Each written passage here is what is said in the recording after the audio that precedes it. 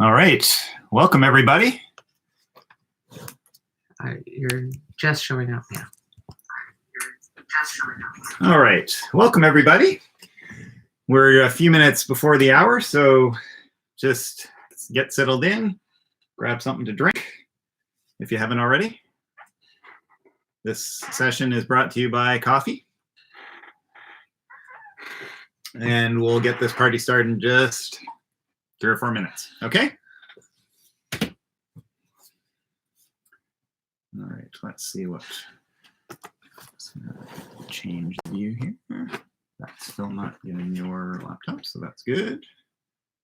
And I think that is. that, oh, that no, is. It is there, but that's okay. Yeah. Yeah, that's me moving it. Yeah. Check this one because yours is lagged. Yeah, it is lagged. So if I move down this way a little bit, it's probably good. So maybe this, and this way, just a little bit. Yeah, there we go. Does that help if I'm like that? That's okay. What if this is like that?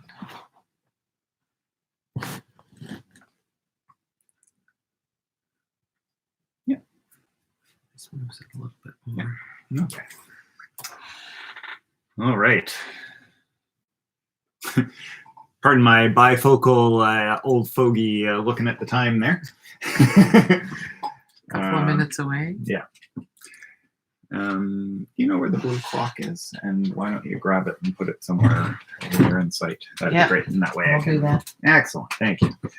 I tell you, doing these live streams, it's really helpful to have a second pair of eyes, second pair of hands. So Kim, as you know, will be doing the chat. She's just running and getting me a clock so I can keep an eye on the time without having to go way up to my computer. This clock is a little bit slow. Hello, Sparkle Girl. That is Kay, right? Yeah. Hi, Kay. And it's actually pretty close. It's saying 150, 158, so does the job. Does the job. There. That on up. Okay. All right. Well, I think we're going to get this party started, and people can just join along as we go. So, welcome to, it's the third virtual collage jam, number 3, April 13th already. Happy Easter Monday for those of you who celebrate that. Is it still Passover, Kim? Yes. Happy still Passover. And welcome, welcome. I hope you had a good weekend, as good as can be expected under these extraordinary circumstances. Okay, so I've got a, first of all, let's tell Kim in the chat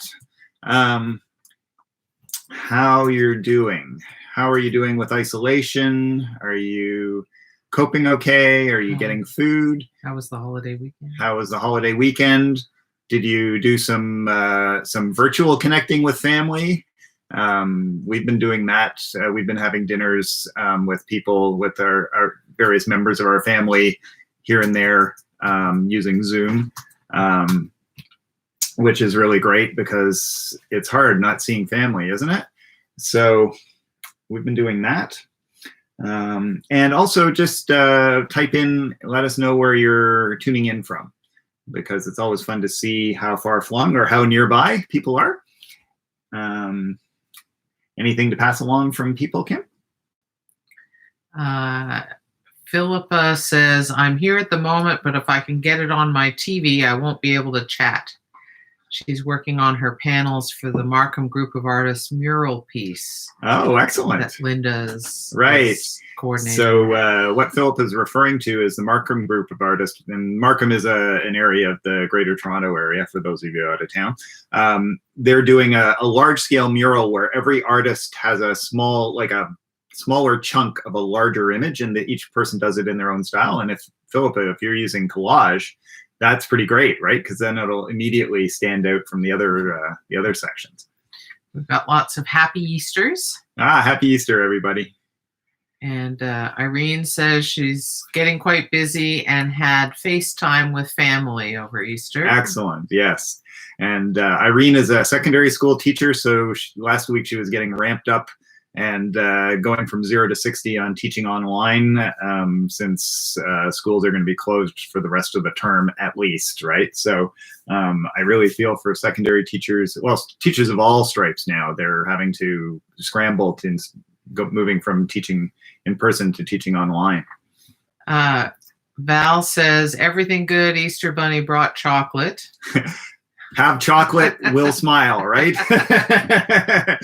That's good. Excellent. Yay. Irene's from Toronto. Yep. Ricky is from Philadelphia. Hey, Ricky. Yeah, so Ricky is not on Facebook, so she's been sending me her images by email, and I've been posting them for you, Ricky. So welcome aboard. Thank you so much for joining us. Lots more messages. All Susan says, settling in, wonderful 28-person Passover Seder Holy with moly. 15 households, and it went really well. Wow, that's so awesome. Cool. Yeah. Kay says, Sparkle Girl, happy Easter, good weekend, busy with art and Zoom cocktail parties. Zoom cocktail parties. Okay, I think we have a new area that we need to expand into, Kim. Yeah. Adele says, hi from Toronto. Hi, Adele. Philippa says, sorry to cut you off. Philippa says, today is our anniversary. We're both fine. Had a virtual family Zoom and a walk with my son, keeping social distance. Yeah, congratulations. Anniversaries are important. Thank you from Isabella from Queen West. Your classes make, I'm assuming she means make life better. Gerda, lots of virtual connecting on FaceTime with granddaughter, finding reds were harder than I expected to find from the newspapers. Right, right. Sometimes you think, oh, this will be an easy color to find, and then, uh-oh. So thank you so much for checking in, guys. Kim, you can pass along any other check-ins as they come in. So I've got my little quote-unquote lesson plan, which is pretty short, but I just wanted to mention a couple of things that I wanted to mention. But some sentences don't work. So here we are on YouTube, and I hope you'll find it a little easier. I don't need to email you a link. I will, but if, for instance, you can't find the link or whatever, I will have it in the Facebook group, and you can always just go to my YouTube channel. Just go to YouTube and look for Cal Honey, and then just look for the live stream. So it's easier for you guys to connect to. And bonus, YouTube records live streams. So it's not incumbent on us. It actually does it. So I will be posting that as soon as YouTube is done processing it, which takes a little while. And so that should be probably later tonight or tomorrow. You'll be able to watch the replay. If you miss this, or if you have to cut out halfway to go for a walk. Today you wouldn't want to go for a walk in Toronto anyway. It's kind of gray and icky. But hopefully if you're further afield, you've got some sunshine. Anything that you need to pass along from Jane Laster Gordon says, hey, I'm here working on your prompt for the week. And the reason I'm doing this, everybody, is Jane is a dear student at Nielsen Park Creative Center where I teach, and she said, you're always answering, it depends. So she gave me this t-shirt that says it depends, because while I teach composition, which is tons of rules, and I teach color, which has tons of rules, I'm always saying it always depends on context and what your intentions are. So it drives some of my students crazy that I'm always saying it depends instead of giving them a hard answer. So hence my t-shirt. So shout out to you, Jane. Judy's here from Mississauga. Hey, Judy. Shell is hey, in. Shell. Hi, Shell. Hi from Big Bay Point, Innisfil, Ontario, overlooking Lake Simcoe, which is liquid again. Oh, wow. So the ice has gone out. So, yeah, exciting. So a couple of other housekeeping things that I just want to mention for those of you who are in the west end of Toronto and the GTA. Couple places where I teach and Kim teaches upon occasion. Visual Arts Mississauga and Nielsen Park Creative Center are hard at work getting some online courses up and running. This morning I had a meeting with Visual Arts Mississauga, and a few of us are going to be offering a small number of courses, I think 4 or 5 courses, starting in May through Visual Arts Mississauga. So check their website to see what's coming. And also Nielsen Park Creative Center, they haven't got anything on their website yet, but as of next week they will. They are going to be having a few courses again in May, and maybe a fuller schedule come summer. And some of their the courses are going to, some or all, I'm not sure on that, so bear with me, are going to be free for seniors 60 plus. So, which is great. So, you know, you're shut in, you can take a course for free online with Nielsen Park Creative Center. And both of those places are using Zoom like we were using for our collage jam. So, okay, anything from the chat that I need to? Yes, Philippa Haidu is using Collage and paint hot pink. Ooh, excellent. So actually you guys are, sorry, I should. Sherry Daly's here, wants to get her supplies ready. Annie, I did send out in my email to my students today a link to this okay, great. Thank collage you. party and told them when it started. So yeah. Annie Bentley says hi to Kim, hi, Annie. Cal and Kim. Cheryl Angile. Yeah, hi. This is her 3rd time watching, but the first time she's been prepared to join in. All right, hands-on, baby. She's calling from Coburg. Oh, say hi to Coburg from me. That's a lovely little town. My brother and sister-in-law live there, so we're very familiar with Coburg. So yeah. So today we're doing, if you want to play along with the weekly prompt, it is to do a collage that is using a single color. So first of all, I'm going to talk a little bit about why you would want to do that. So as soon as it's basically an isolation exercise in some ways, and not the kind of isolation you guys and we are in right now, as opposed to juggling a million things. If you suddenly cut a bunch of colors out and you just use this, it allows you to realize, oh, look at all the things I can do if I narrow with this. Of course, it takes some off the plate, but it makes your life easier. It also will harmonize your collage immediately. It'll harmonize anything you do visually if it's got predominantly this color or that color. It's all reds, or it's all yellows, or it's all blue-greens. So that is a way to unify and simplify, and also allow you to go deeper. To if you're working with all the colors, you might think, oh, I just want a cool color in there, so I'll pick one of those. But if it's like, oh, I've only got yellows, so then it's like, oh, well, how can I make yellow stand out, or how can I make it recede, or how can I make it so you can, it challenges you a little more. So I'm going to show a couple of examples of collages that they're not absolutely only one color, period, full stop, but they use mostly one color. So this is a collage that I did in July of last year, and it is using mostly magazines and yellow for the most part, but you can see there's a little bit of green, a little bit of flesh tone in there, but it is predominantly yellow. So it has this unified look to it because of that. Now, it has a bit of white and a bit of black, and white and black aren't technically colors, so I count them as possible. And when you darken yellow, it tends to go greenish.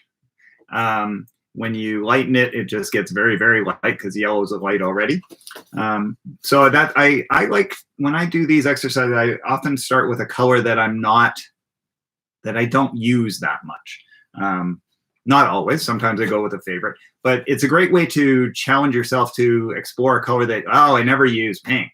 Well, use pink, and you'll find out that, hey, that's actually not so bad. Speaking of pink, this is more accurately a collage that uses a narrow range of analogous, because it goes from purple over to red or red-orange. So it's redishes.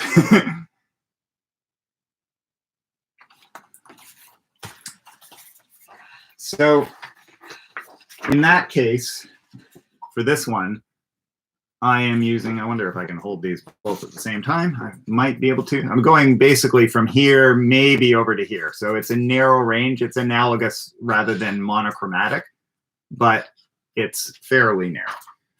This one, if we discount the green, if we count the green, it's sort of from here to here, but I was trying to keep most of it in this range. So now collage, as many of you know, if you've been doing collage for a while, it can very easily get out of hand, right? So it's good to have, it can become like, oh my goodness, there's just way too much going on in this piece. How can I calm it down? Well, using a limited palette is one option. So, if that sounds like fun, let's give that a whirl. That's what I'm gonna do. So this morning I was like, okay, what color am I picking? And I thought, okay, I haven't done blue-green in a while. So I put away my color wheel too quickly.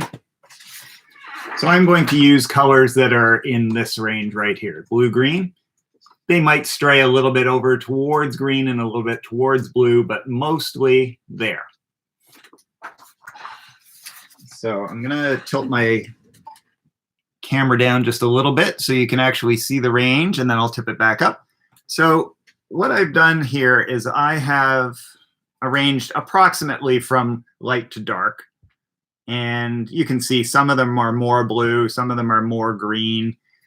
And I have a range of different kinds of materials too. So some is just colored paper. I think this is construction paper, so cheap and cheerful. I noticed that I had some peel and stick vinyl from some sign work that I was doing. So I thought, oh, well, that's in the ballpark. I'll use that.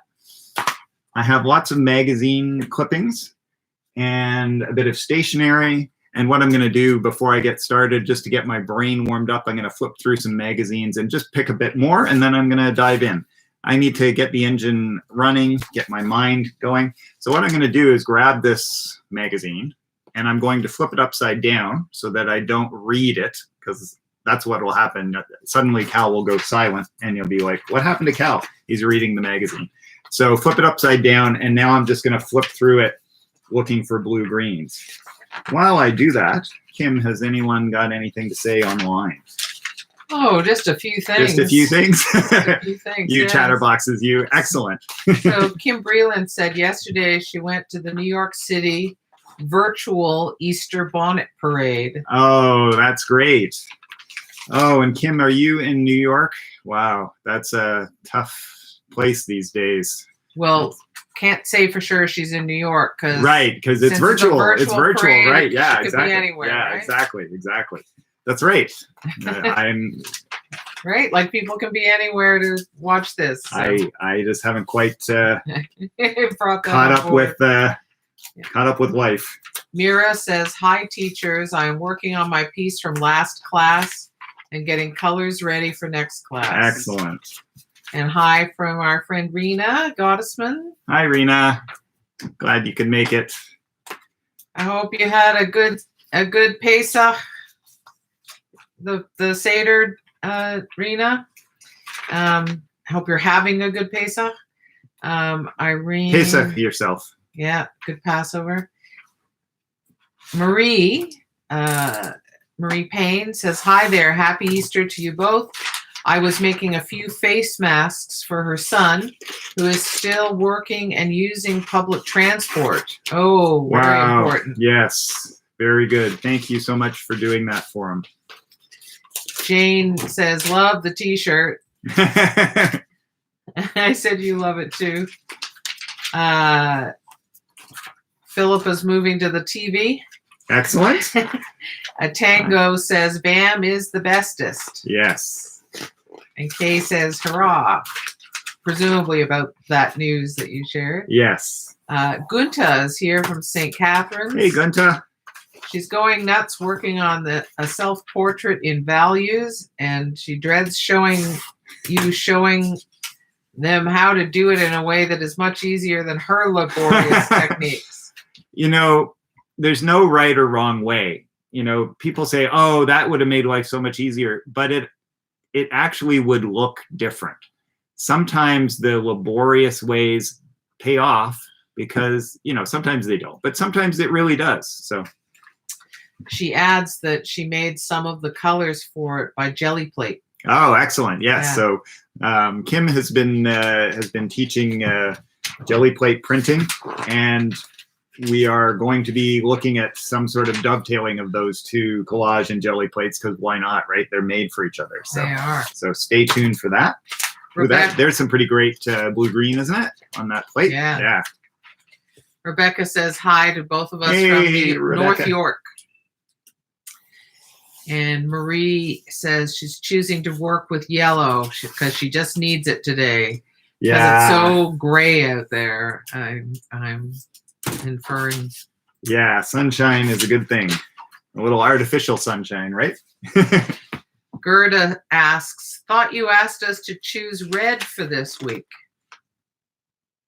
I gave red as an example. I said, for instance, if you use red, but yeah, I think you just you like red, don't you, Gerda? And so you saw that, thought, oh, I'll do red. Tango says, flip it upside down. Great idea. Yeah, it helps. Kim, who was at the virtual New York parade, she's on Queen West. Okay, right, good. Irene says she's running behind on doing her homework now.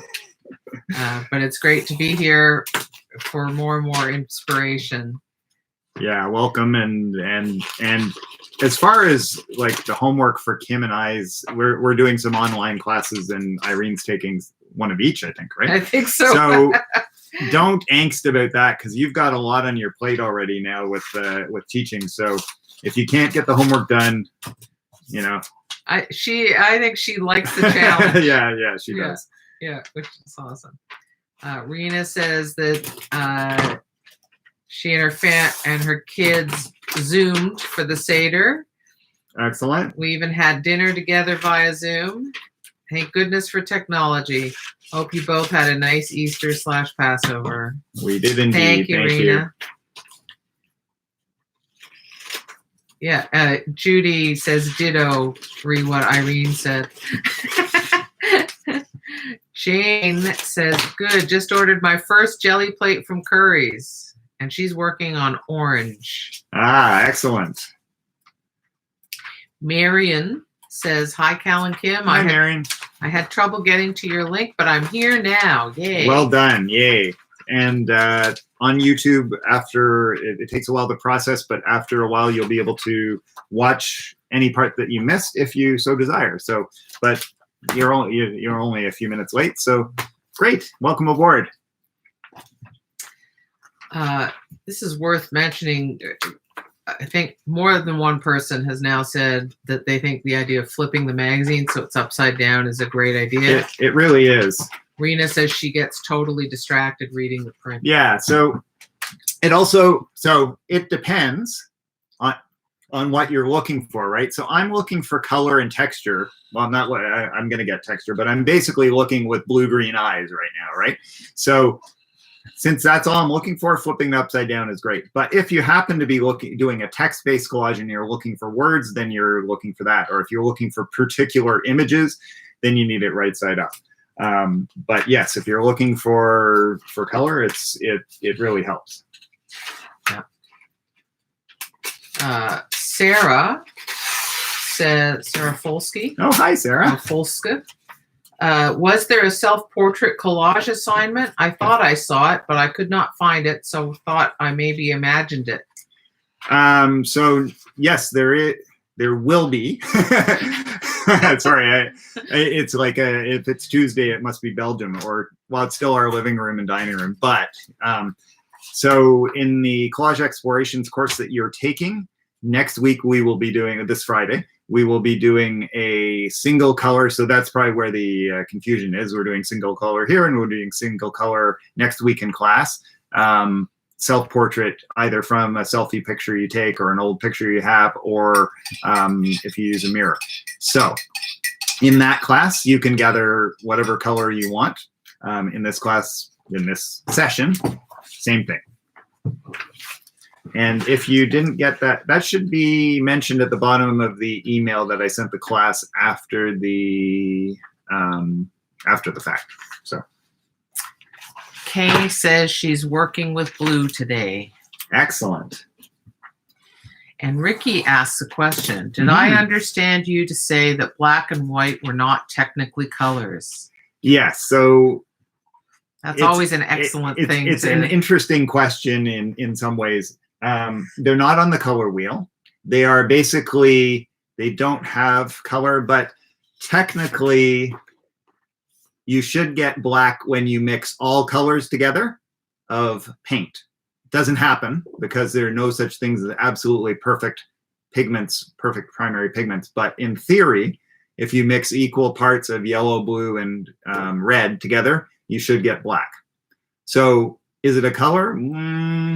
Not in this color scheme, but it is a color in that respect. It's not a hue. It's not a hue. So that's a good And point. that's the definition of a color, but it is pure value. Yes. So oftentimes, like I'm going to show you my color wheel here. It's got a little reflective, so it's hard to try and get it so it's not reflecting too badly. You'll see it's got a value scale here. So going from white in front of my finger down to mid-gray and then over here to black, but then colors on the outside so that you can check values, how they relate to colors. But black and white and grays are technically not hues. Now, white at the other end of the spectrum is what happens when you mix all colors of light together. So you think about the opposite of splitting light into the spectrum, into the rainbow. White light, not reflective like this is, white light has all the hues in it. But in this context, they are not color. So I use them as part of my a monochromatic collage in this case.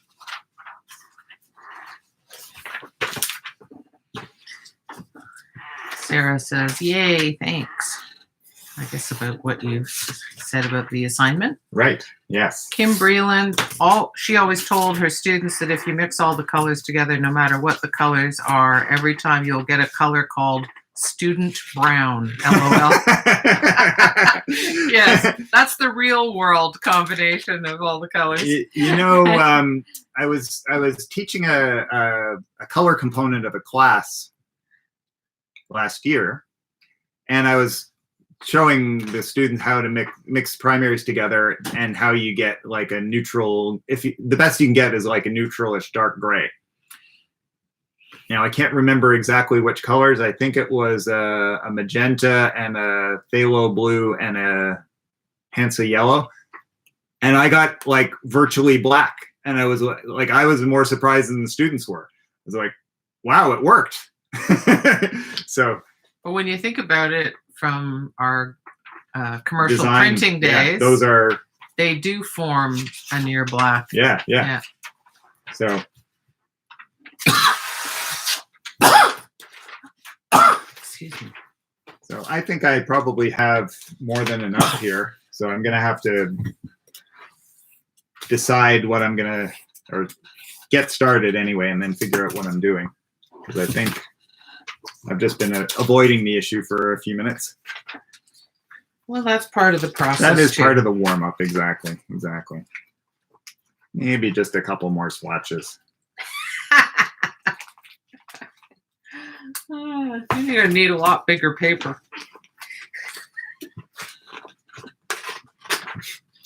Speaking of which, I don't think I brought a pad to work on. Well, let me get you some. Hang on. I've got a bigger one here, so I'll use. Do you want a smaller one? No, I'll use this one. All right. Go big or go home, right?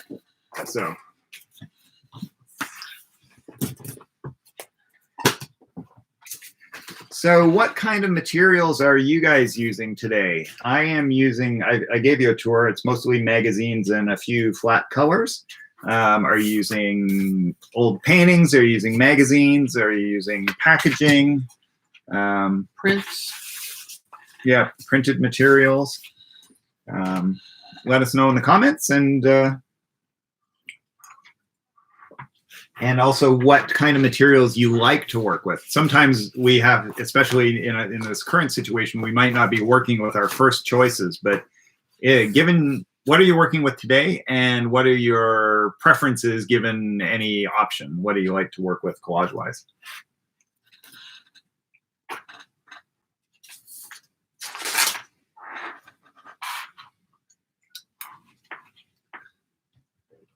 Are you okay there? I'm good. I am so good.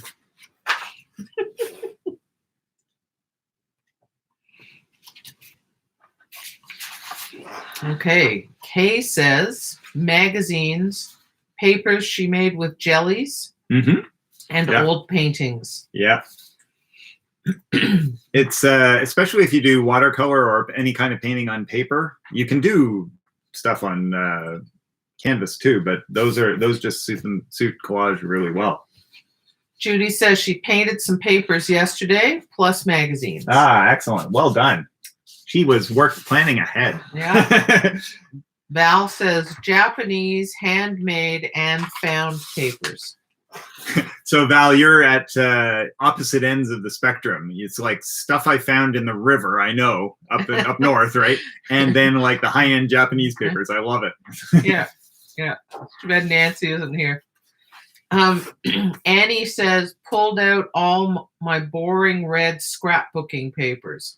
You know, sometimes I think starting with something you don't like is, and you feel like, what am I going to do with this? It actually gets your creativity going. So yeah, starting with something that's boring is a great, make it unboring, right? Rebecca says she's using magazines, colored papers, and a couple of her jelly prints from Kim's class. Yeah, excellent. Yeah, I've only just started jelly printing and with Kim, and it's fun. It's addictive. Boy, is it addictive, because it's so playful and immediate, and you get such interesting results. So yeah, I'm a recent convert. I love collaging with magazines. Kim and I, our sort of first career was graphic designers, and we did a lot of direct mail for magazines and editorial design for magazines.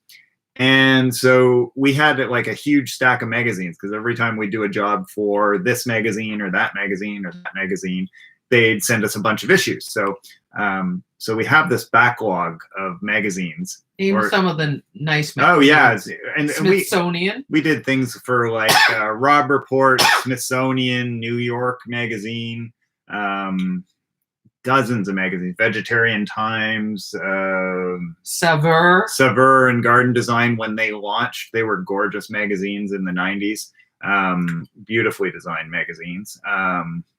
And then a whole host of Canadian magazines. Canadian Living, Toronto Life, Canadian Geographic, Canadian Business, blah, blah, blah, blah, blah, blah, blah, blah, blah. Yeah.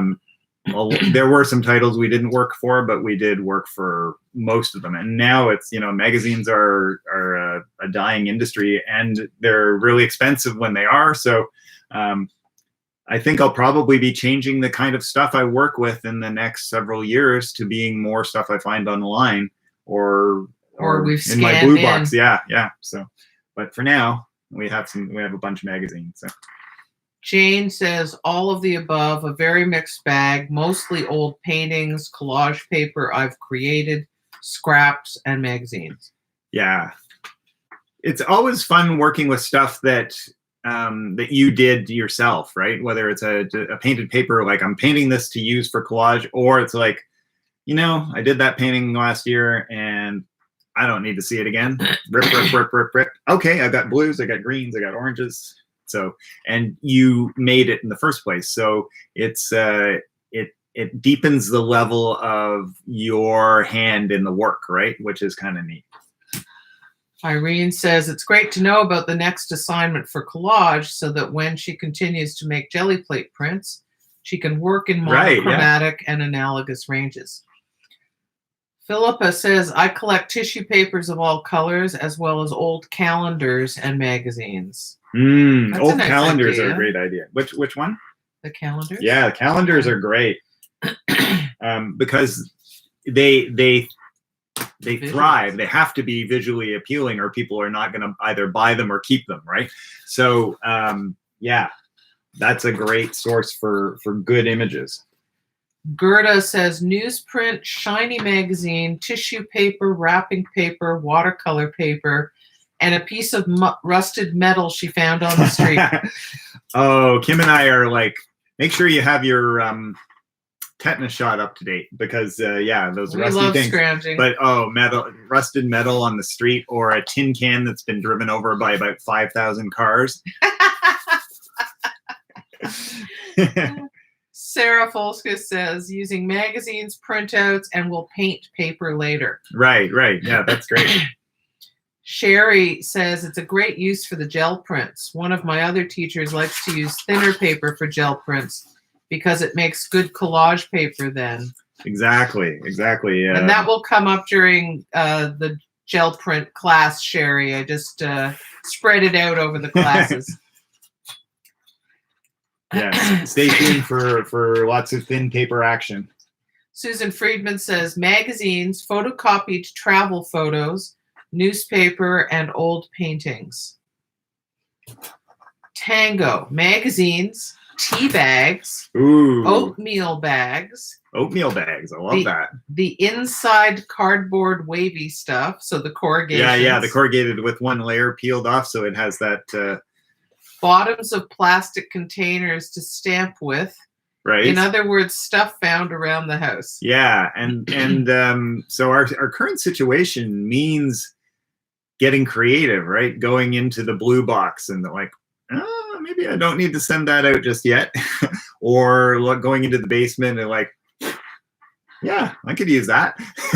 Yeah. So I have one student who's using a rolling pin, a kitchen rolling pin, because she didn't have a brayer. Oh, that's great. I love it. Yeah. I love it. Marion says she painted a page of magenta as her basic color, then made pages of adding small amounts of white and magenta with various amounts of black, also using magazine images. Right. Great. Nice range. Irene will probably work with yellow and says, I make it look so easy. Well, thank you, Irene. If I made it look hard, it wouldn't be very encouraging. That's like Cal too, right? Mira, she's using red lipstick to pinky orange. What is what we are doing today?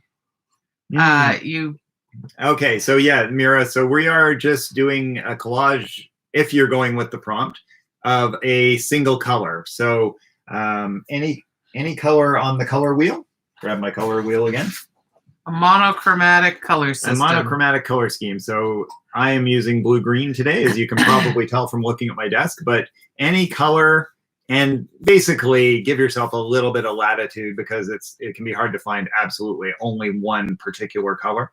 But say pick any color and stuff that's near that, plus black and white, or grayed down colors. So for instance, this is worth showing you guys. So here is a color that's pretty strong. And this is also a sort of blue-green. I'm not even sure what I think it is blue-green though. That's very, very pale. It's like a stationary color. And this is from a magazine that it may not show up that well. It's a gray, but it does, the color in it, there's a small amount of color, and it is on the blue-green end of things. I'm gonna hold it up to my color wheel, and when it's, yeah, it is closer to blue-green than anything else. So I have some that are what's called very modified. So tints, tones, and shades, adding white or gray or black to colors. In this case, I'm looking for little chunks in this, where can I hold it up? This is a scrap from earlier that I've cut some pieces out already, but some of that background is sort of blue-green, but with a lot of black or gray in it. So it can provide the dark areas for my collage in addition to black. So.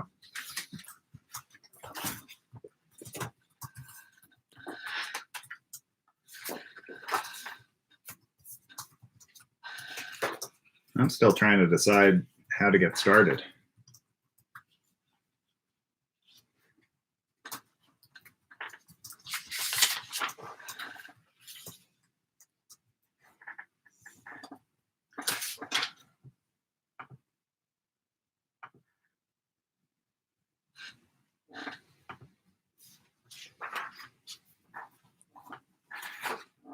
I've managed to screw up my flexible squishy.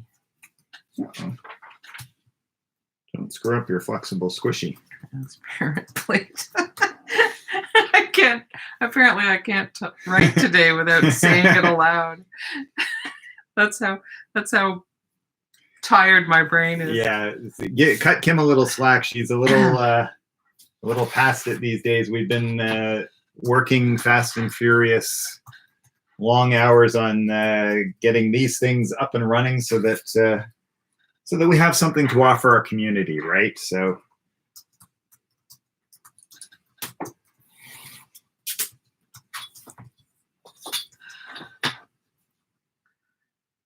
All right, Judy, I've put a little description for you in the chat and a link to the course page, which has a slideshow of images, just so you can get an idea of some of the kinds of prints you can make from it. So let me go back and get caught up on some of the comments here. Kathleen says, magazine images, presently working with gray, black, and white, trying to create something outside of her comfort zone.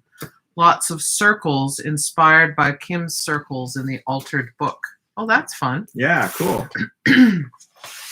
Cheryl Langille says, I'm using old paintings, lace or tissue, stuff from my art junk container.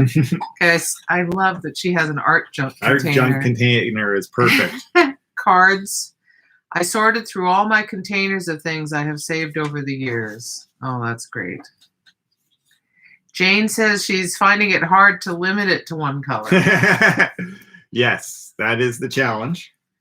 Tango loves the stuff from her blue box. Yes, me too.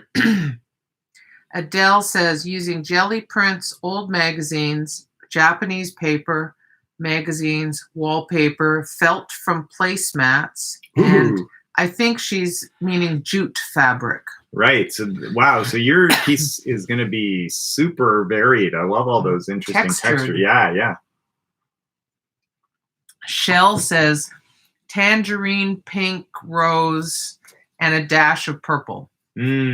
Old newspapers, advertising, inner foils from Sergio's cigarette boxes, colored pens and markers on newsprints, tissue papers. Thank you. Thanks, whoever suggested that. Yeah, those, both my parents smoked when I was growing up, and that foil was so seductive. It had a very particular papery but metallic. It took folding really well, and it was. That's taking me back. Taking me back to my days of secondhand smoking back at the parents' house. If only I managed to harvest the foil out of it. Tango says, we must be distracting Cal with all of our chatting. There's so much to share. That's good. That's exactly what this is about. It's meant to be social. For me, like, the connection is more important than what's happening here. Last week, I didn't get very far during our online session. I had some things started, and then I after the feed was over, I went and looked, and I thought, okay, yeah, it needs some help, and I thought about it, and that's when I sort of got to where I needed to get. Art, generally, not always, but generally, it always depends, right? When you're starting, you can start and not worry too much because you're just getting going. As you get towards the end, that's when there's more thinking and more decision making. Deep focus. Yeah, and so I think that actually, I'm finding that suits me for this situation. I'm just talking, thinking, not thinking, and then after I'll take a look and see what I think on a finishing level, a deeper level. Gunta says limitations of virtual class, I think regarding the distracting and the chatting or whatever. She wishes you were there to show her how to make a complicated cutout.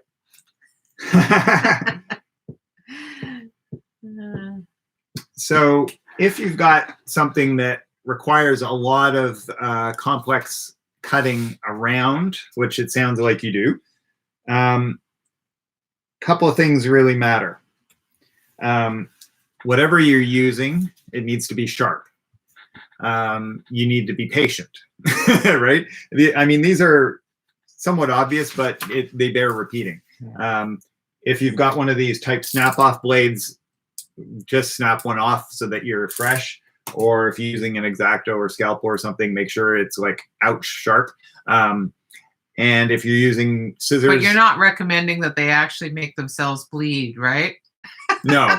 just to be clear. That's pretty funny, but yeah. Because I'm a knife person rather than a scissors person for the most part, I find for delicate cutouts a knife is better. The X-Actos are the ones with the cylindrical barrels rather than these are easier to roll between your fingers to allow the blade to curve. I don't know. I can do just about anything with one of those. That said, I do most of it with these, even though they're square. I seem fine, but depends. What else? I find that, for instance, you're cutting out a hand.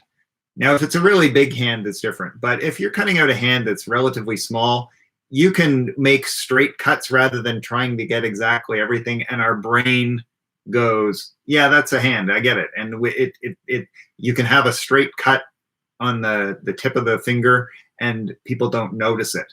If it's large, they do. But if it's like this big, don't worry about trying, because then you'll just like crush the paper and so on. Our mind does amazing things. If we get close, the mind fills in the rest. So hopefully those are some helpful. Sarah Folsky says, thank you, guys. I'm not sure if that means it's just what's being said or your experience. Yeah. You're definitely welcome. And if that means like, thanks guys, I have to run, it's thanks so much for dropping by. Rena says, all this talk about jelly prints has intrigued me as I know nothing about this. We'll have to investigate. So Rena, look at the comment I addressed to Judy. If you can. Yeah. It says at Judy Nugent, and then I talk about it. Irene says she's been tidying up her art supplies in her solarium and listening to both of us, finding lots of cool stuff I could make art from soon. Cool. That's great. Yeah. And Gunta clarifies it's actually more of a problem figuring out how to make unusual shapes fit together. If I just can't do it, I will have to change the shape. I'll put things one on top of the other. Yeah, so collage, you can layer things, obviously, but if you're talking about having several complex pieces, there's something that's worth bearing in mind is if everything's complex, then it's overwhelming. And if everything's like super simple, then it's like boring or super minimalist anyway. I sometimes go there. I like that. So having a foil, I call it. So if you've got an image that's really complicated and maybe it's cut out or maybe it's just the image is complicated, having something quiet beside it or near it to show it off can be beneficial. As opposed, like if you had a composition that had 10 octopuses and that's everything, it's going to be tough. But if you have 1 or 2 octopuses and then some relatively quiet areas around them, it's going to. Gunta says it's the nose. It's the nose. Okay, well, thank you. I'm not sure that clarifies it for me, but. And the self-portrait. Right, yes. no, the nose has all these different facets. So yeah, it can be tricky. The struggle is real, but the struggle is good, Gunther.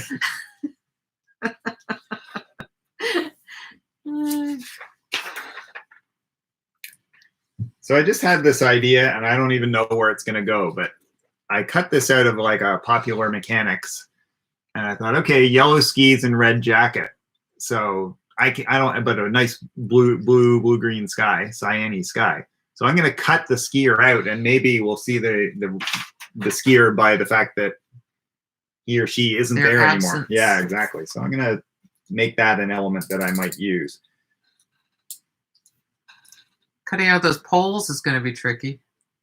Why? She's funny.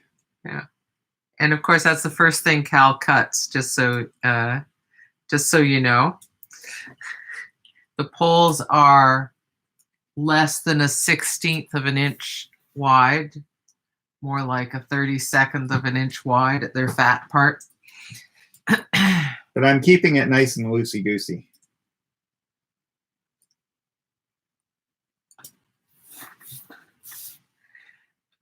Thanks for letting me know, Kim. I will put a new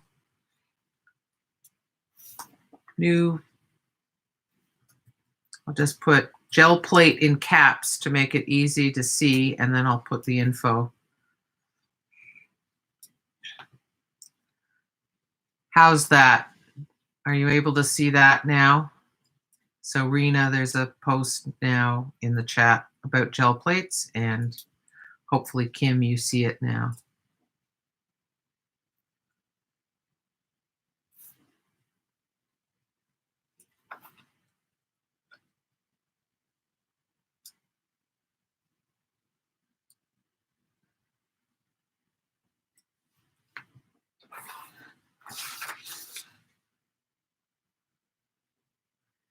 Kim, you don't see it yet. That's funny. It's right in my thing. It's right above Judy Nugent's comment. Same. I can't find it either. I wonder if it's because it has a link in it. Why don't I try doing it without a link? There's no accounting for how a platform may operate. Okay. Please let me know if you can see my new one that I've put. Right under Rena Gottesman's Not Yet. So this is Kim's first time moderating the chat on YouTube, and I have done hers a few times. And I've noticed that sometimes, Kim, nothing happens in the comments for a while, and then several come in. So there might just be a time lag. Might be a lag. Yeah, so that might be the problem. Kim can see it now. Okay, so that's good. Yeah. So now I'll put the link part in as well. And Judy can see it now. Excellent. Excellent. Yay. We're making progress, and I love progress.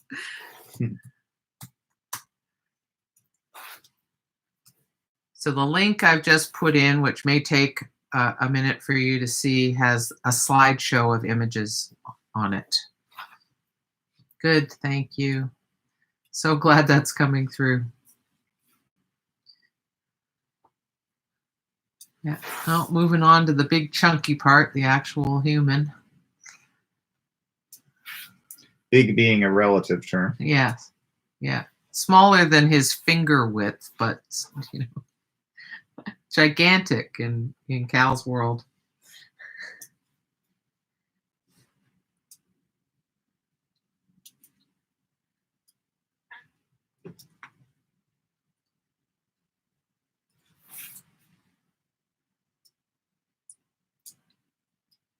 So something that I know some people don't do enough when they're doing something tricky to cut out is I always rotate what I'm cutting to whatever my cut I'm making benefits from. Some people try and like keep it in one orientation and like contort themselves into like trying to get the, no, just rotate the piece to whatever angle works. I know that's sort of very prosaic and most people do that already, but you never know. Sometimes people, it doesn't occur to them. You know, you get intent on one thing and then you forget basics.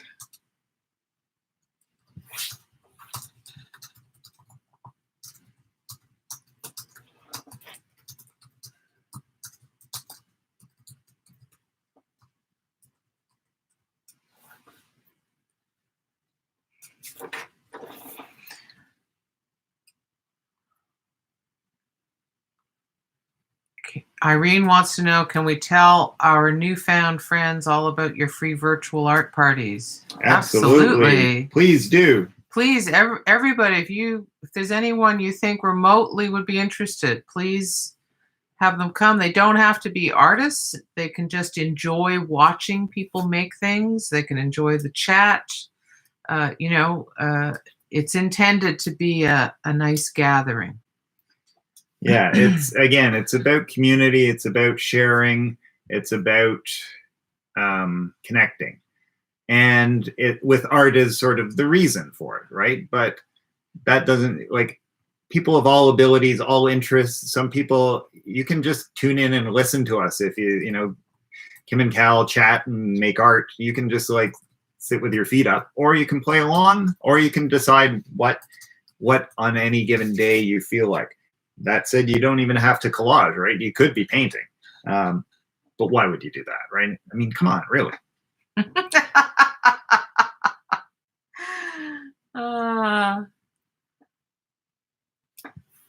So many people are starting to share their creativity, she continues, through these sorts of video chats, church groups, etc. And she asks, have you ever cut your fingers while collaging? I'm sure I have. I'm not going to say I haven't, because if I do that, you know what's going to happen next, right? So I do pretty well, but things happen, right? You know, what happens sometimes with me is forget to retract the knife. It gets buried underneath something, and then I'm feeling around for where my knife is, and I stab my hand with it, right? Big no-no. Not while actually working with it, just when that.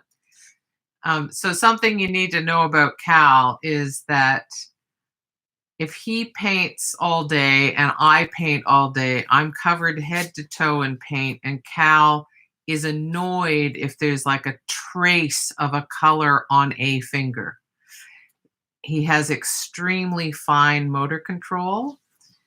So that's why he has a whole lot, many artworks have hidden surprises in them of his that are about exquisite little things he's done that most of us couldn't do. So that's just something you have to know about Cal. That's why I was teasing him about cutting out the ski poles. Now you see how small the figure is. Hold it up so they can see how small the figure is relative to your thumb. Okay, now he's cutting out that ski pole.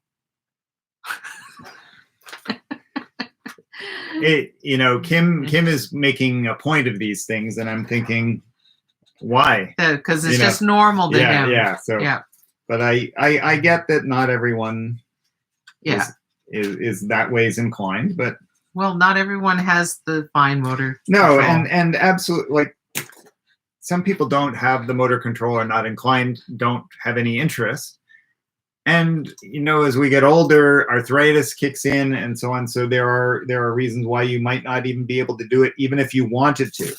I've noticed, like, I'm in my early 50s, and my eyesight is now, if I do a bunch of close work for maybe a couple of hours, I see like a gray spot wherever I'm focusing. So I can't do the degree that I used to. So I just have to dial it back and or use visual aids. I could do that too. Gunta has figured out something that she can do. Excellent. With that troublesome nose. Excellent. When she's done, she'll put a mask over her nose so no one will know she couldn't make a realistic nose, and she's laughing. Well, it will be timely for sure, right? Tango asks, is there a good mat to cut paper on? There is. So that's what Cal's cutting on, in fact. In fact, there are a lot of different brands now. And some are terrible. What is this one? It doesn't. This is one we got from Clear Bag. Crystal Clear Bags. So it's a good one.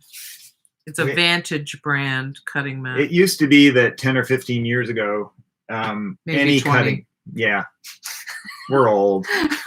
20 years ago, cutting mats were always expensive. Now, that said, they were better than some of them nowadays, but Far better. Yeah, you cut something and then they sort of self-healed. And so now they're all over the place. They're a lot less expensive, most of them. But you get what you pay for. We have some dollar store ones that we use to take to our class, and they are awful. they dull the knives. They shred. They don't heal. They don't heal. And whereas this one here is an Olfa one that we've had since I don't know, early 90s, and it's great. Probably it's really great. It's covered in paint. It's got a million cuts in it. I can see the cuts now, but it's really insanely great. Yeah, after 25 years. Given how old it is. So, so there's the piece I won't be using. And since Kim would say, why don't you show them?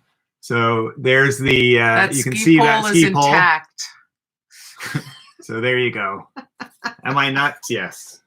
He is nuts. But it's this part that I want. Yeah. So. Let me catch up here. Cheryl says, "Hey now, painting is what I did the first 2 sessions, LOL." I think at one point you said, but why would you paint when you can do this? Yes, Irene, always retract the blade. Always. We used to have in graphic arts, we used to have a saying in the paste up room, which was, don't bleed on the flats, which meant don't bleed on the artwork, which meant it turned into a nervous tick retracting the blade. No, as soon as you stopped using it, you would retract it before it even hit the table. No one was really concerned about your fingers or your hand, but they didn't want the artwork that was being prepared for the magazine's reproduction to get blood on it, right? Yeah. Because then that meant doing it over again. Excuse me. Mira says, and I think this might be because I was explaining about the differences between us when we paint, that's why you can work together. It's true. And we can admire each other for our different qualities and drive each other crazy at the same time. Marion says, I'm in awe. Cal's cutting is so precise. No kidding, eh? Irene says, I had an art prof during my university days that said, it should not matter how much time it takes or how hard it is. Just do it. Making art is hard work. Yeah, and something I'm fond of saying in my classes, some people say it's a bit of a broken record thing, but the time you spend on it is not it's an aspect, but it's not the ruler, right?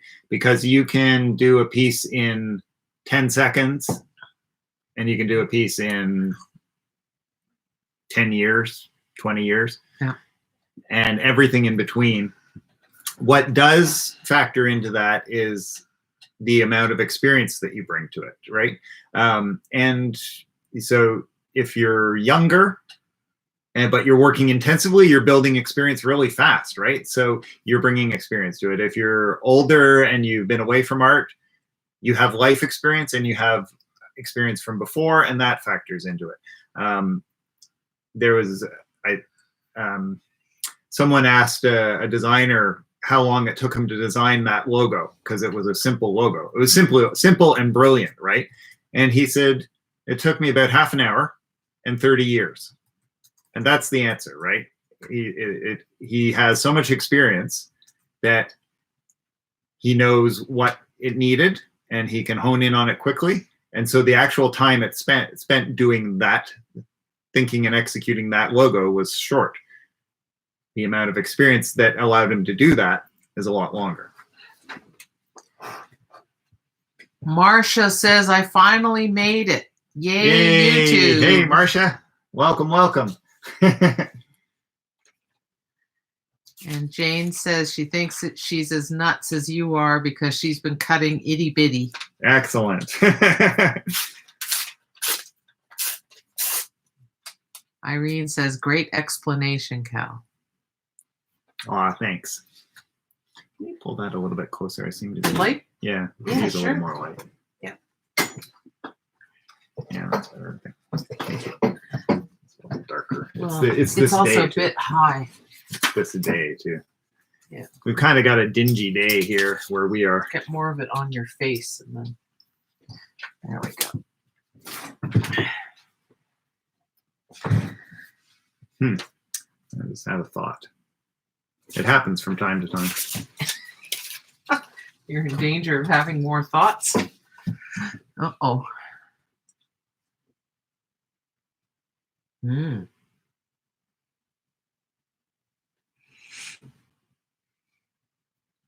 That's kind of fun.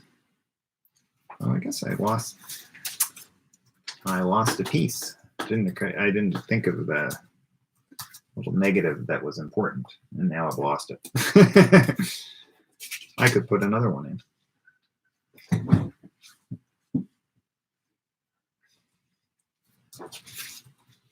Okay, I'm going to use that idea, I think.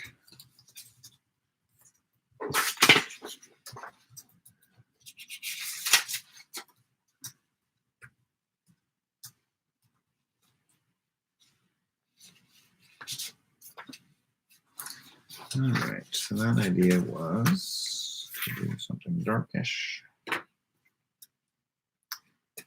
Gwen has arrived. Hello, Gwen. Welcome back. She had to order kitty food for curbside pickup, and she hasn't had breakfast yet. Uh-oh. That's like me yesterday. We've noticed some serious elasticity in meal times. We've been eating dinner at like 10 o'clock sometimes. Because just cause, you know? Yeah. Wow, it's really windy out. They did say there might be gusts up to 100 kilometers per hour.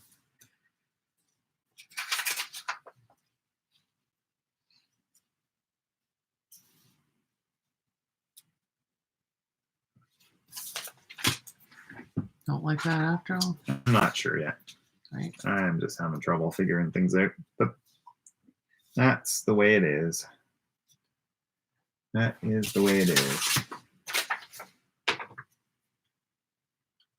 So tell Kim in the comments what color you're using. I know some of you have already said so no need to repeat. But if you haven't told us what color you're thinking about, please do. Thinking about using, in other words.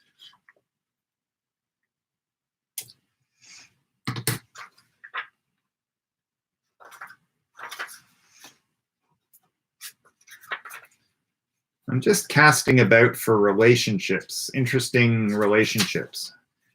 And I am struggling a little bit to come up with them right now, but. Underneath the sphere. I like underneath. Oh, like showing through, right.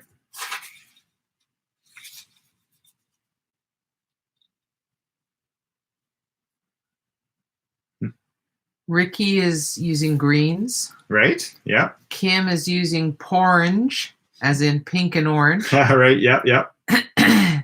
Val is using white. I know technically not a color, but thought it would be interesting. Oh, absolutely. Whites and off-whites, it can be quite the symphony in terms of it's so quiet that you really tune into all the different nuances. So yeah, I love that idea. It can be very elegant. Very elegant. Isabella says, in all caps and with exclamation marks, orange. Orange, yes, I do love orange. Orange is pretty great. Cheryl Langille, and I keep saying her last name because I think there's another Cheryl on this right attending. So purple, from light to blue purple. Nice.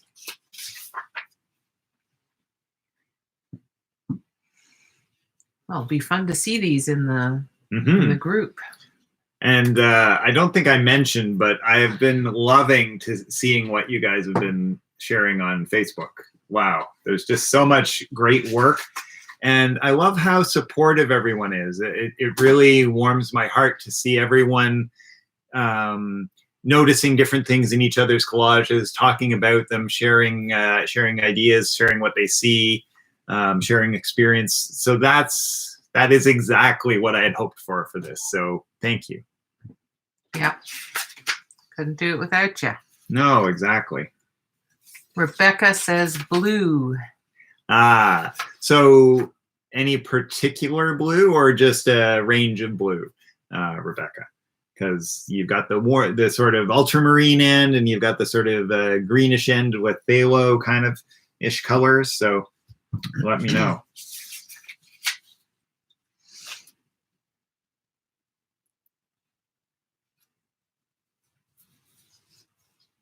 All right, I just had an idea, I think. Great. Ooh, nice. I love that arc. Kind of like a half pike or yeah. So I think there's something there finally. There is. We found an architecture for it. Yeah. A partial.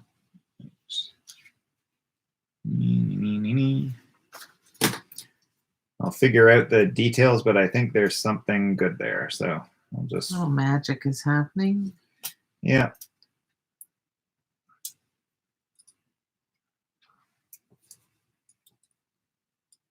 Rebecca says blue to greenish. Right. Picked before we started. Right. So we're working in the same bailiwick. That's fun. And how prepared is that, right? Yes. Keener. Yeah. Well, she is. She is. Yes. Which is awesome.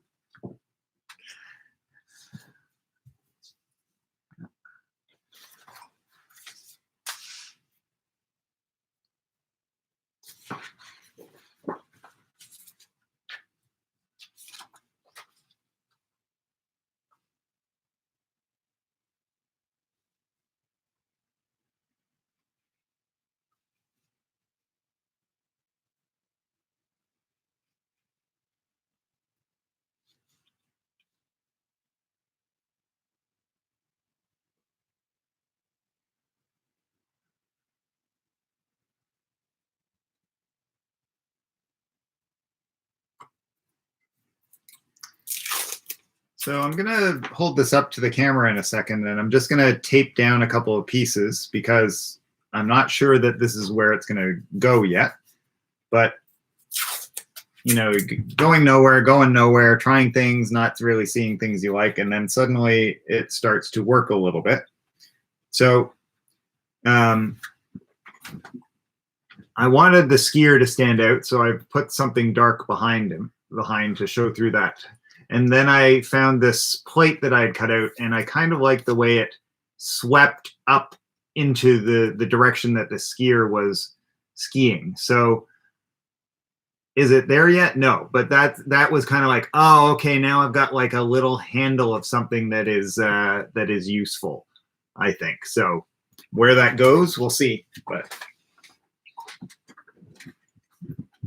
I think every artist knows that feeling of floundering and then finding a little thing that you latch onto and like, okay, I've like found something to hold on to in this turbulent sea of ideas or lack of ideas, right? That's right.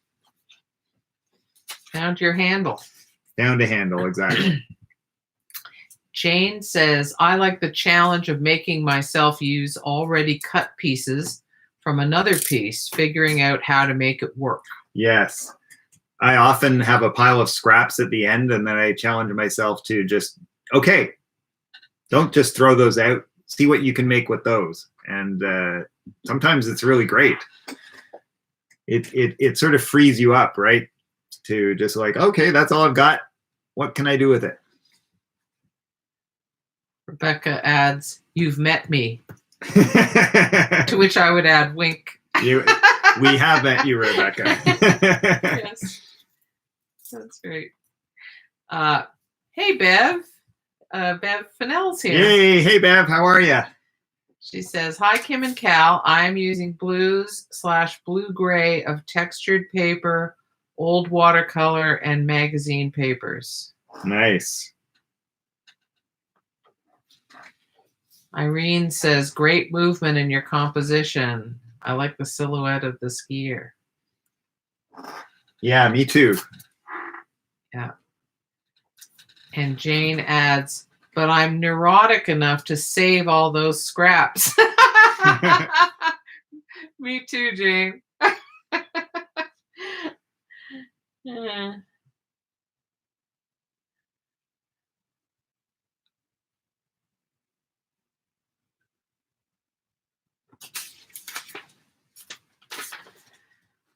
Yeah, 50 people. Wow. Watching right now. That's amazing, guys. Thank you for coming along.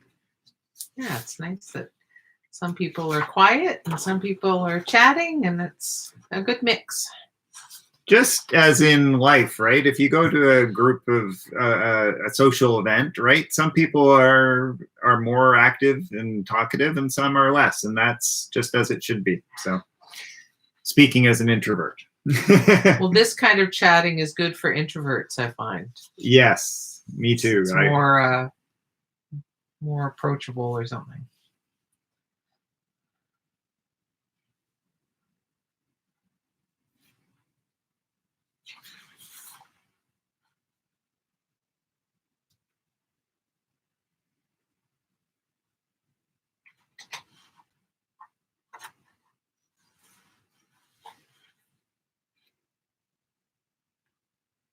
There's something to be said for that, where it integrates with the art. Yeah, I like that. So I've been trying different things, slipping different things under to show through my skier. And I wanted to see some of the sort of arcing plate, but pushing it down to show all of the plate through hides too much of the plate. This piece that I found the writing interesting, but sort of too distracting. So I'm trying some black as part of the skier and part of the dark area of the plate. And I think that might be the way I go for that part. And then the next question, there are so many questions. So many questions. So that reminds me of something that, like, why do I love collage so much? I've wondered that myself.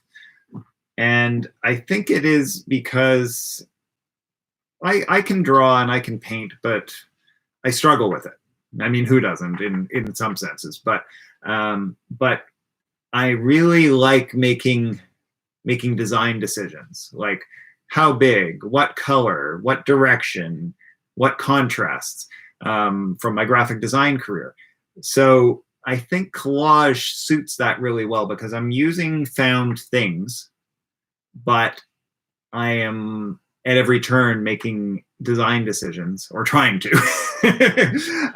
And so I find that exhilarating. So I think that's why collage is what it is for me. I'm going to add something to what you're saying about design. I think a hugely overlooked aspect of design, including in your description, is the marriage of content and form. So yes, all those formal aspects are crucial to design. Yeah. But crucial in the service of something. And so if there's an idea behind it, or whatever surprising or beautiful or interesting content, that's what it's all in service of. And it's that it depends thing, that the context of what content you put in makes the decisions interesting.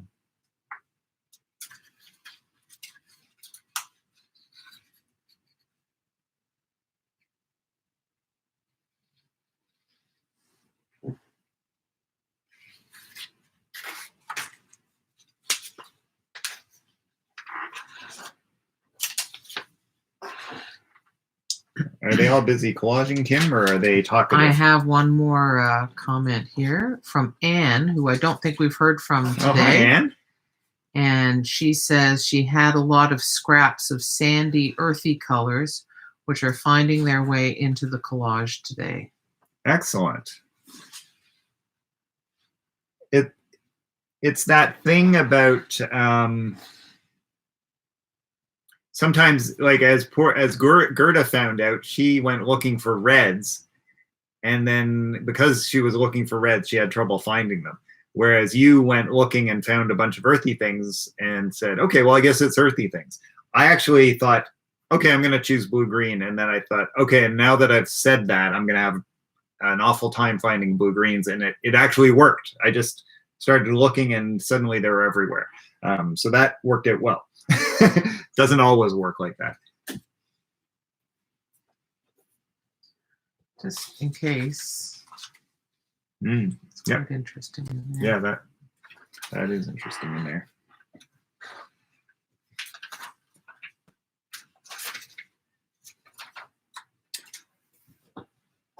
I sometimes find when I'm trying, not sure I'm ready to commit to sort of the most important part, which is the skier, I take my attention away to some of the contextual stuff that's less important. While the back burner, my brain wonders about that or not wonders about it. I think I know what I'm doing, but I'm not perfectly convinced yet. And so I'm like fiddling with other little things down at the bottom. And I think the reason for that I'm fiddling, now that I think about it, is that, I don't know if you can see this, but in fact, if I tape it down, put some tape, yeah, I'll just tape it down temporarily. I haven't got my black piece in behind the skier yet. But now that I look at it, I think this chunk of blue and this chunk of blue are sort of equal sizes. And I think that I'm with this sort of equal division between them. And I think that's bugging me a little bit. So I'm not I think I've just realized that. So I'm going to think about that and see if there's a way of getting around it. And you already glued down that blue piece of paper. This one? Yeah. This is the only thing that's glued down so far. That's the classic thing, isn't it? But that's fine. You know, collage works in layers, right? If I paste something over it, it's gone or it's partially gone. So I am just going to moodle around, wonder, think, try some other ideas. We have just over 10 minutes left, just so you know. Wow. Time flies when you're collaging. It does.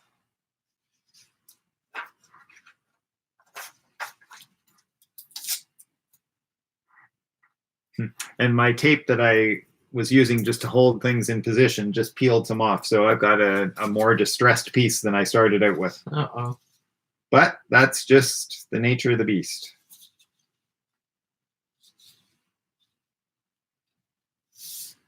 By the way, that biotherm thing that I passed you. No. Oh yeah, this thing.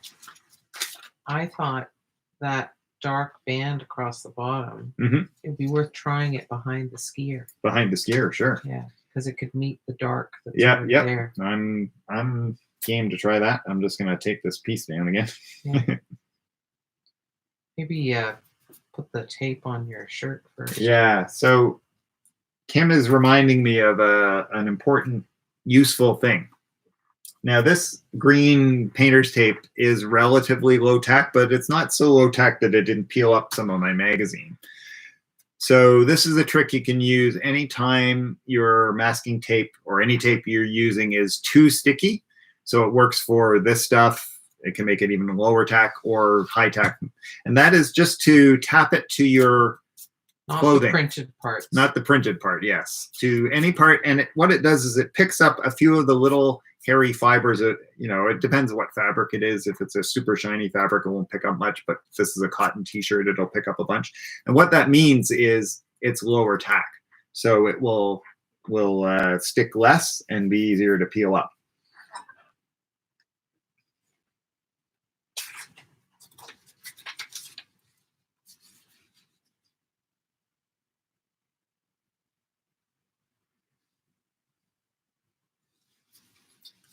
Try that part over there.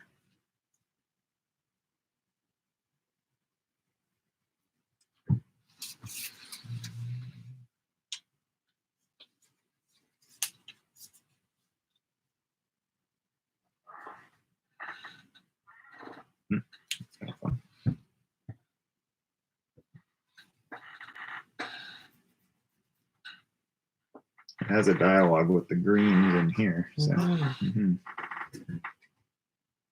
and that's a mistake, an errant thing, but it's kind of great. It might be interesting there. So yeah, so I'm gonna put a little piece of tape on that because I think that might be worth. Yeah. Do you want to put it on your shirt first? I should have. Yeah.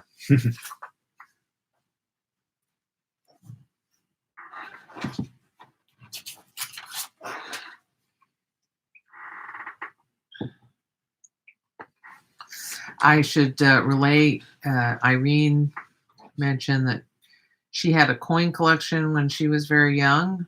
Ah, yes. And Collage allows us to use the stuff we have collected to tell our stories. A great medium for us to make our personal art and tell our stories. Her brothers had stamp collections. Yes, so lots of us collected things when we were younger, or maybe we still do. And incorporating that kind of material makes it much more personal and meaningful.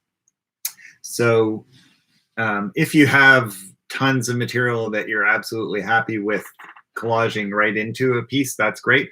But also you can make good copies or scans or photographs and then use it so that the original stays intact. But things that have that personal connection make instantly, again, deepen your connection with your work, and that's a good thing.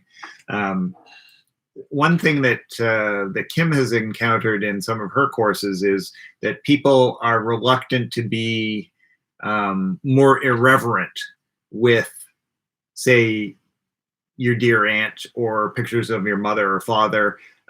Whereas if you don't know the person or you don't know the subject matter, whether it's person or whatever, then you feel freer. So it's good to sort of be aware of that difference. Let's put it that way.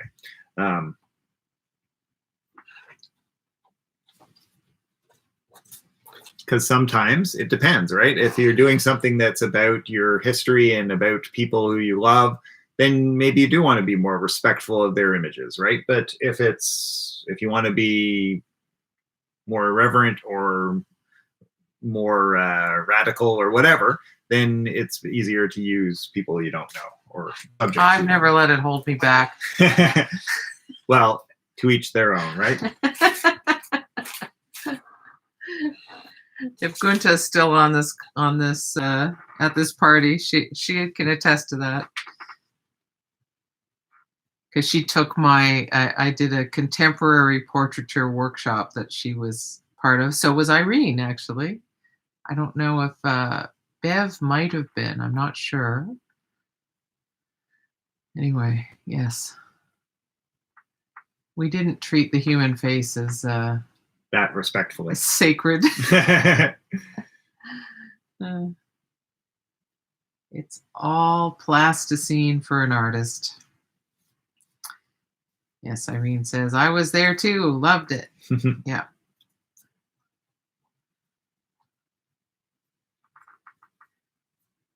Brilliant ideas. Aw, thanks, Irene. Gunta says she was thinking of my class as she deconstructed her face to collage it. Right.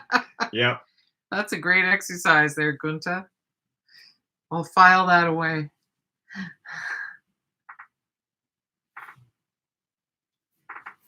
Oh, so now you're thinking about putting the skier back in somehow.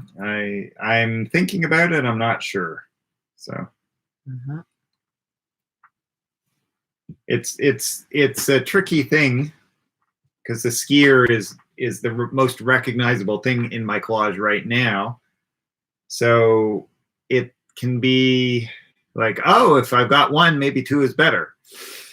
Sometimes not. So I've put them, I think it's a him anyway, in other places, and I find it's too much. Too important, but I might consider sort of just staggering him slightly in the same place. So it's basically the same subject, but getting a little more complexity out of it. Such as this right here. So you can see I've cut him out and just shifted him a little bit, but he's essentially the same subject with a shadow kind of thing. So that might be interesting. What effect does it have on your monochrome? It does mess up my monochrome, so I might take him back out of that. And the backside doesn't work either because it's oranges. So, which in a complementary system would be great. Yeah, exactly.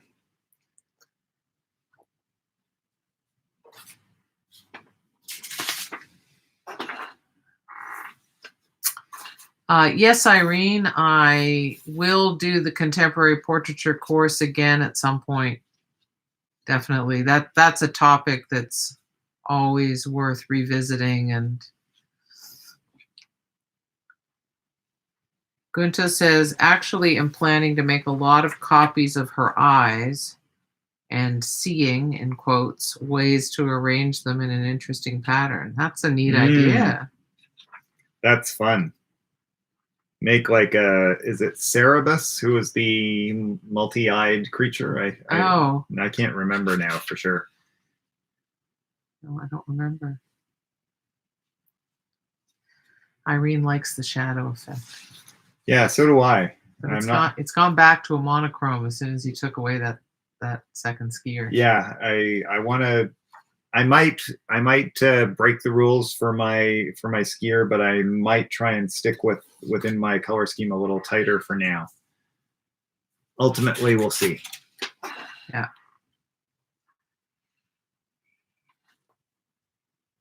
I'm glad you enjoyed it, Bev. She was also in the portrait class. Oh yeah, thanks, Bev. Tango says, I'm just watching and listening as my art material stuff is scattered all over the house and basement after a recent move. Oh, yeah, it is. And it's probably a fair bit of work to get it to where you need it to be. I would suggest that you set a small place to do some artwork aside, and even though everything or almost everything is still scattered and maybe still in boxes, that you take out whatever you can find easily and say, that's what I'm going to play with until I'm further unpacked. She can't locate. Oh. Everything was put in a safe place that she can't find anymore. Yeah. Oh. I would just suggest be very unprecious and use whatever you can use. Yeah, exactly. You know, if you even can't locate any glue, but you have some flour in the house, make some paper mache paste as your glue, and use a sponge to spread it. So you can just cut a piece off of a household sponge and use it for art, and use found materials for your collage materials. And that would allow you to make things. You'll have the liberation of not being precious. Yeah. So imagine, I don't know if you have kids or not, we don't, but imagine that your 6-year-old came to you and said, I want to do some art, Mom. And you looked around the house in despair because you want to be able to deliver this child some art making activity. What would you do? And that little child is your artist. So give that child some art materials and don't worry about whether they're the right ones, right? If you can make something with them, then they're the right materials for this point in time. Like cereal boxes. Yeah, cereal boxes. Whatever, right? Like, oh man, when I was young, I would make forts and I'd cut cereal boxes out and all kinds of things for my little toy soldiers and so on. It's a way in which we starve ourselves by saying, oh, I don't have my X or Y or Q, so I can't make art. Whereas if you can just think, I can make it out of this stuff, whatever it is, right? So it will suddenly, you will feel like better because you're actually getting hands-on, you're playing, which is what it is. Which could be a great antidote to how stressful is this? Like moving recently and then COVID-19 happening. COVID and move. Like move is enough to make most people go off the deep end. And now there's all this other stuff. So yeah, absolutely. Yeah. Tango adds, but I would love to use yellow and green in honor of spring. Perfect. Irene has written very responsively to all those things, Wow. so I'll say them all. Okay. Break the rules and let the skier be orange. Scott Walling would tell you to break your own rules. Good thing we don't have OCD. Nice to know that you can make your own glue from kitchen stuff.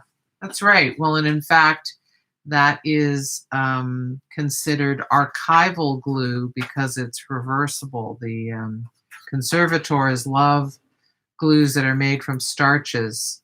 When I took a workshop on making boxes from Japanese papers, we used a starch-based glue. Irene's been keeping her cereal boxes for collage. Rena says, I think that what I love most about collage is that it becomes a story for me. Thank you both for a wonderful afternoon. And she's got a heart and then an emoji that apparently my system can't read. But thank you for coming, Rena. Yeah, thanks, Rena. It is 3:33, so she's probably just leaving. So that is the time when we said we're running to. I always like to go a little longer, so I'm gonna stay for another maybe till about 3:45. But understanding that if you need to run, you need to run. So thank you so much for coming. And I'm just gonna wrestle with my skier for a little bit longer, and I'll read you a couple of comments. Yeah. Tango says, imagine to be a kid. What great advice, Cal and Kim. Thank you. The key word, imagine and create. Go for it. Yes. Yeah. Words to live by. Gunta says, when making the final collage pieces for my face, should I start with the smallest items or with the biggest pieces? So, generally speaking, collage works best if you start big at the back, whatever is farthest back, and work your way up. So to smaller. To the smaller pieces, exactly. So if you're working on a face, you might notice, like for instance, I'm looking at my face on the video feed here. I've got a light side and a dark side. So if I were making my face in one color, I'd choose a light version, and I'd just do this whole half of my face in a light chunk. Right down to the neck probably, and then the same dark on this side. And then I'd look and see, okay, so, but is the eye area even darker?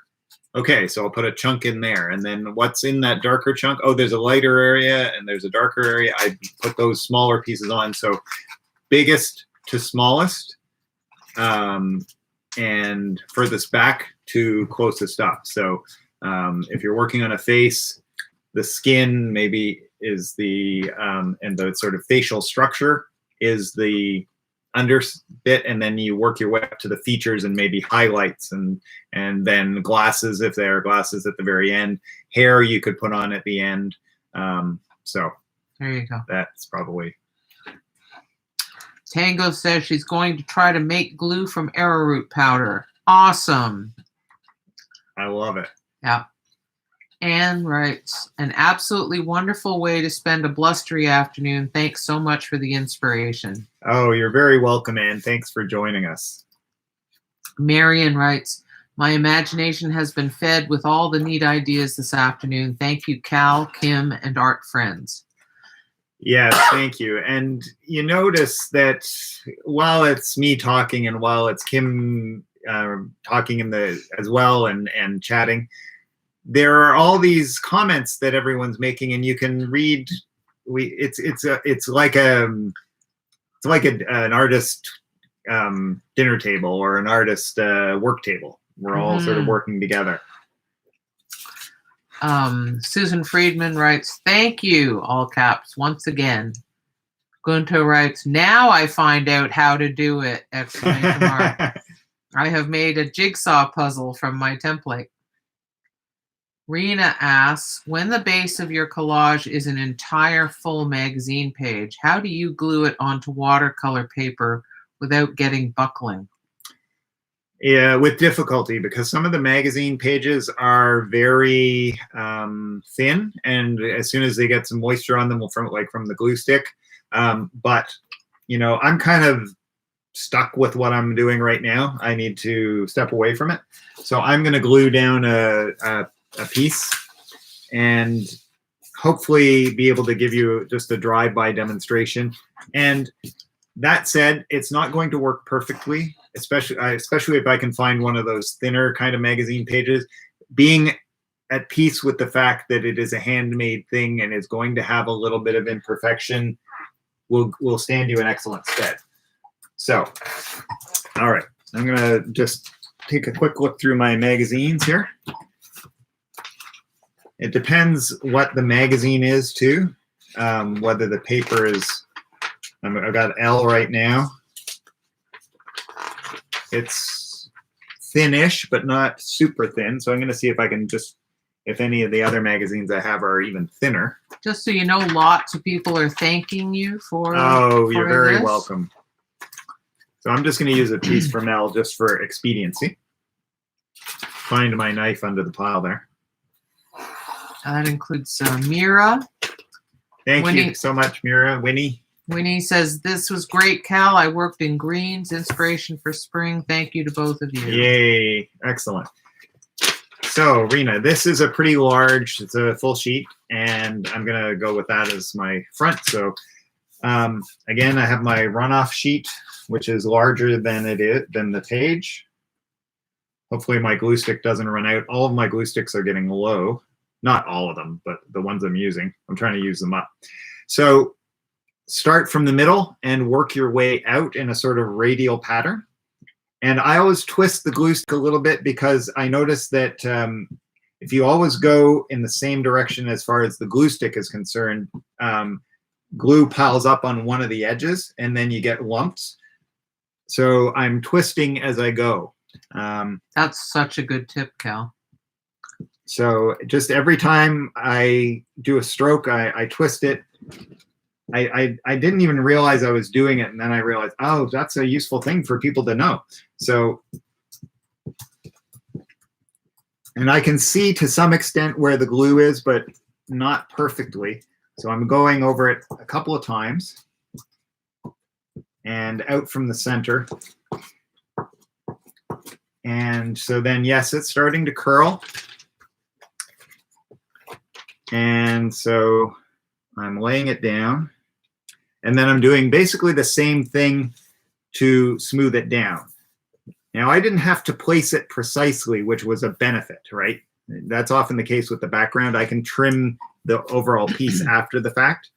And I am getting some buckling, some rippling, let's put it that way.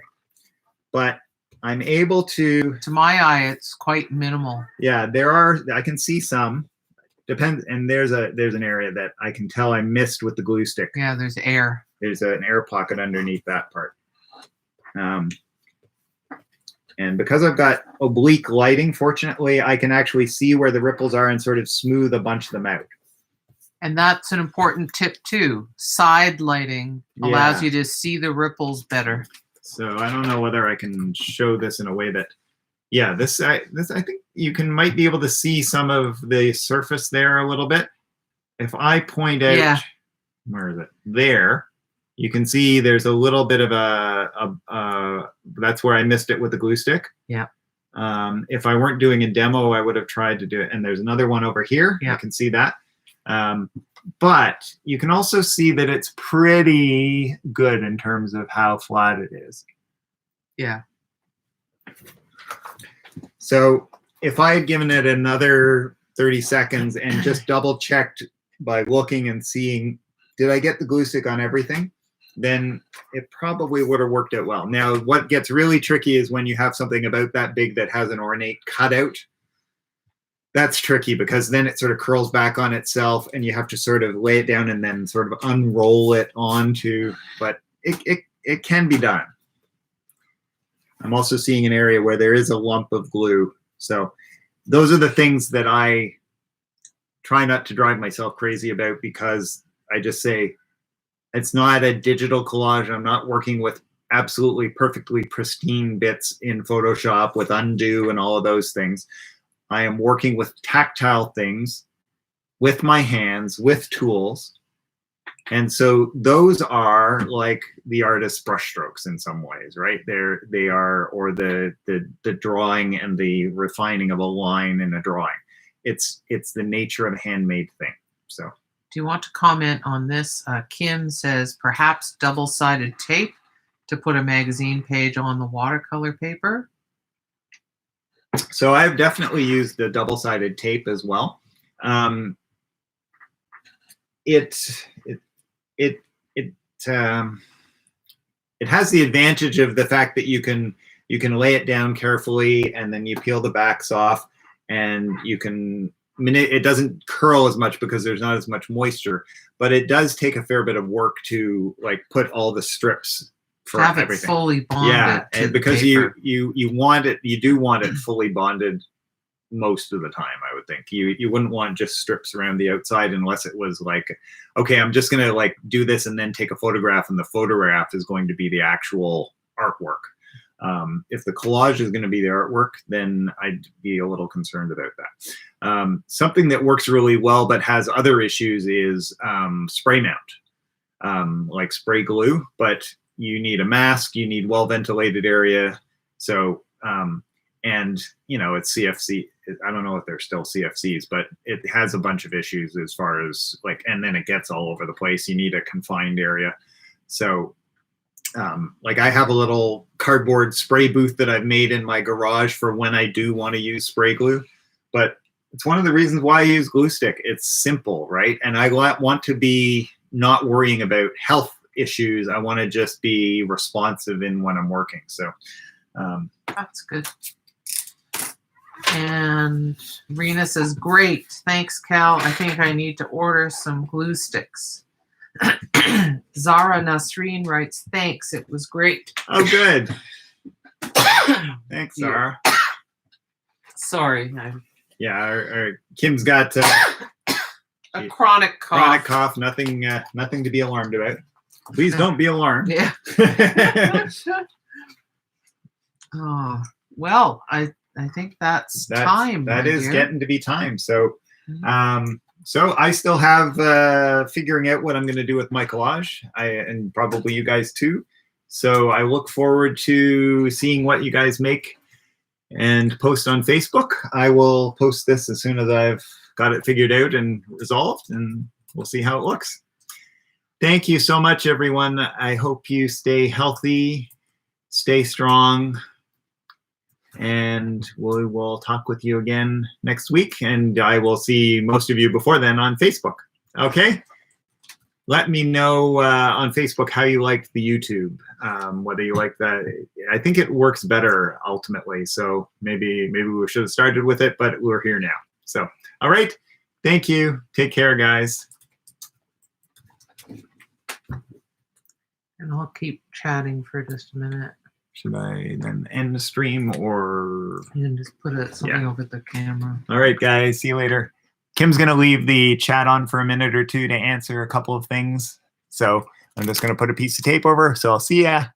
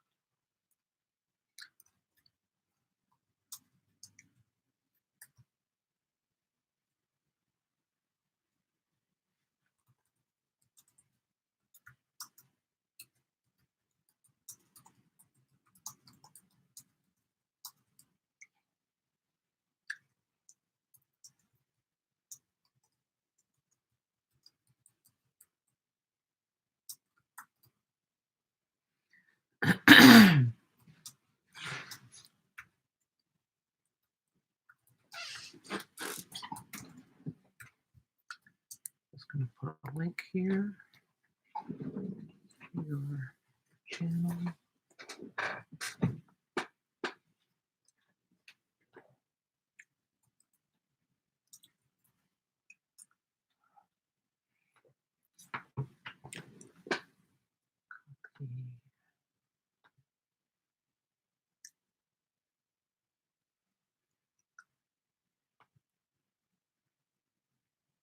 Okay. Has it appeared yet on yours? No. Let's give it a minute. Oops. Is there a way to mute our voices? Yes. This.